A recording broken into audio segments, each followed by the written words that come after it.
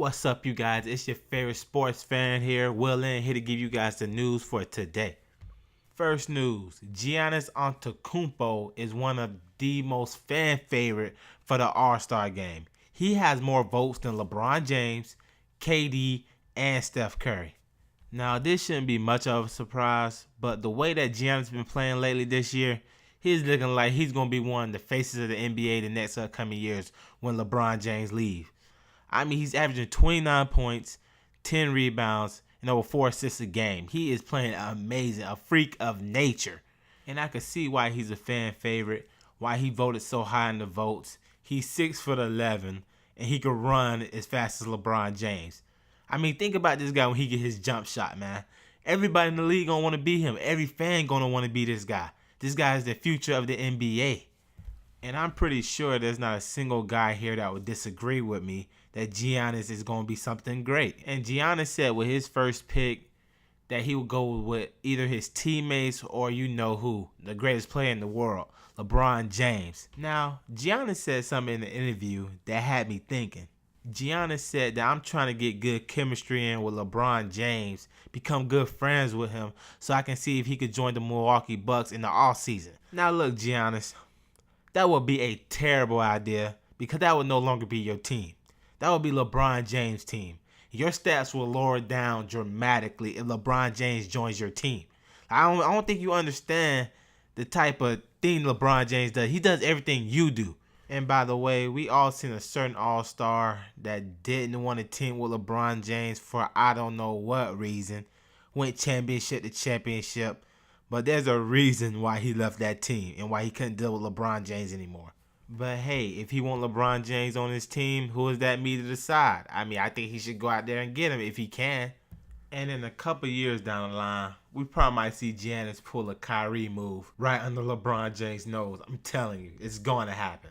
I mean, the way I see it, there is no point why the greatest player in the world should join the guy that's about to take his place in the next upcoming years.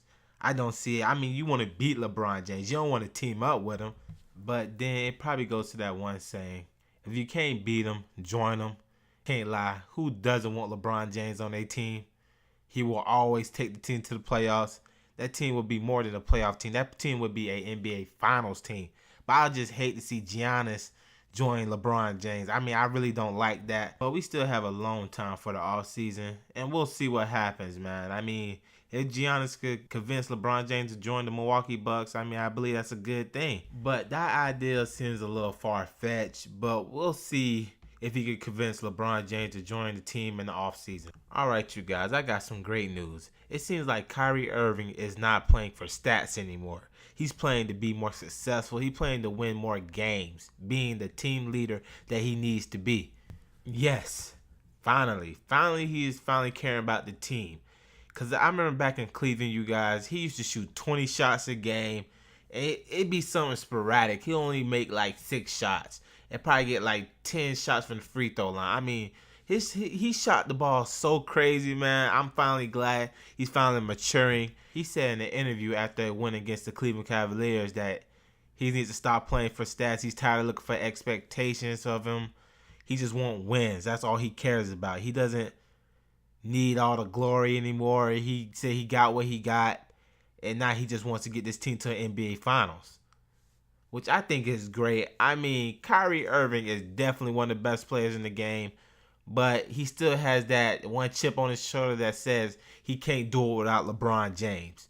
And how I seen him when he was on the Cleveland Cavaliers team, he couldn't do it without LeBron James. Because when LeBron James came back to that team became an NBA Final champion.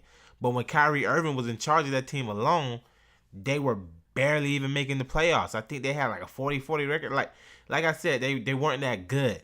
But when LeBron James joined, they were the best team in the league. And he always going to have that one thing about that ring that he won. Oh, LeBron James gave you that ring. LeBron James won you that ring. You did not earn it. Now he's finally understanding that, okay, I'm about to prove to you guys that I can get this ring on my own without LeBron James. I don't need LeBron James' help. And he's showing us that stats are not everything. You don't need to score 30 to 40 points to win a game.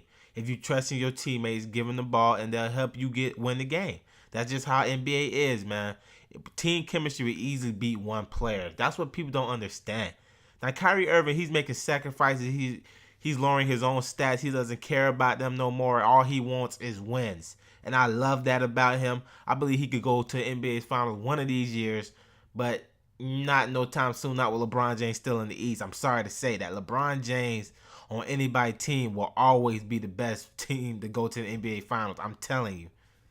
But I'm proud of Kyrie, my man, because this is something I never thought he'll admit, saying that he doesn't need to score 30 to 40 points, that he can trust in his teammates. I'm happy for him.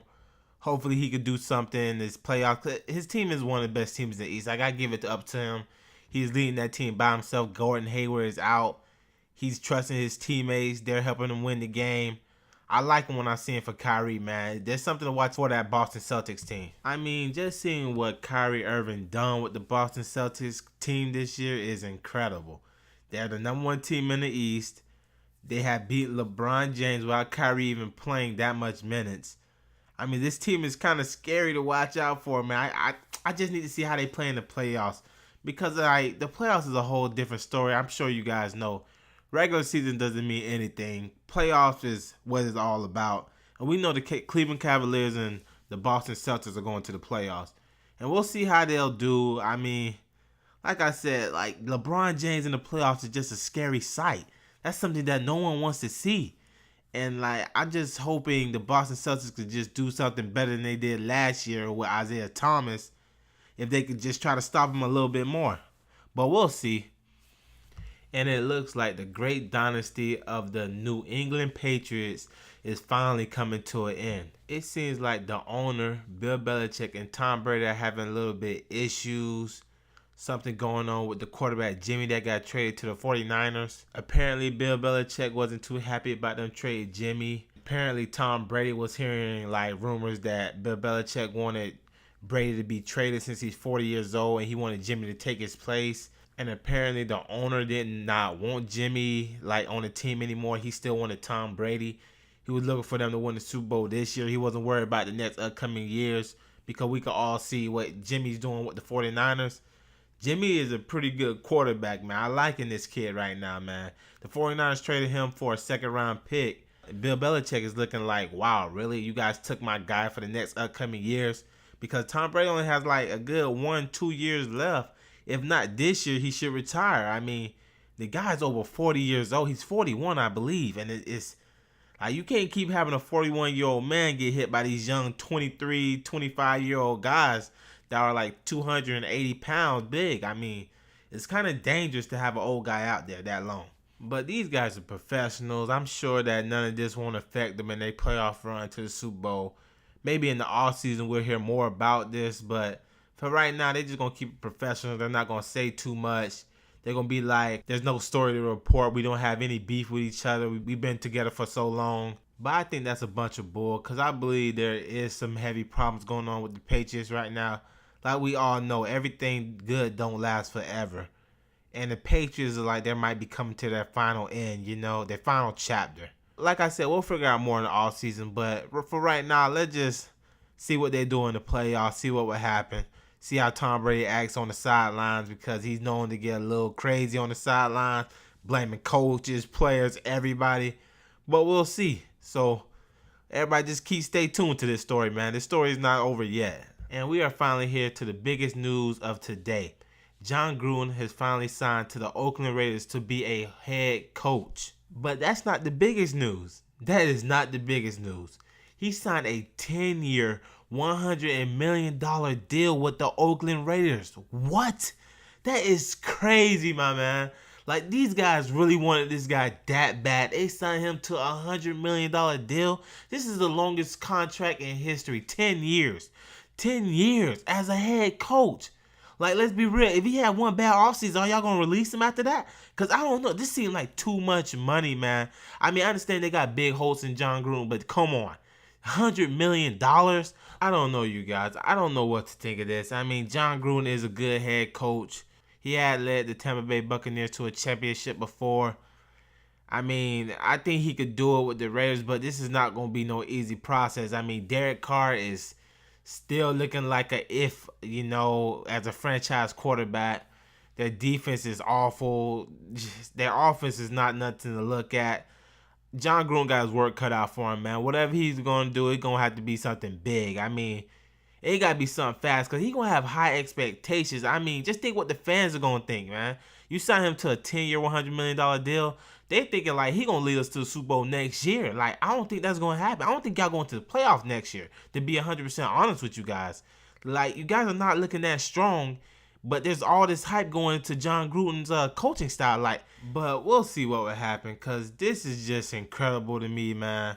I understand they wanted him real bad as a head coach, but to give him that type of contract, now that all the players, all the fans are seeing this, man, like, oh, this guy's a savior. What if he doesn't lead to the Super Bowl? What if they go like something like 2-14 next season, man? They're going to be like, man, they should just left us with Jack Del Rio. I mean... Like I said, only time will tell about this one, man. He gonna have to make some big splashes. He can't just come in and think it's gonna be a long process because with that big contract, these fans and social media, they're gonna be coming after you, man. Like they want you to do big things only, man. No small stuff, man. No developing quarterbacks, none of that, man. You know. But anyways, let me know what you guys think in the comment section below about any of these topics I talked about. Let me know how you guys feel. Do you guys think these are crazy stories? Do you guys believe they can actually do it? But anyways, please like and subscribe. It's your boy Will Lynn, and I'm out.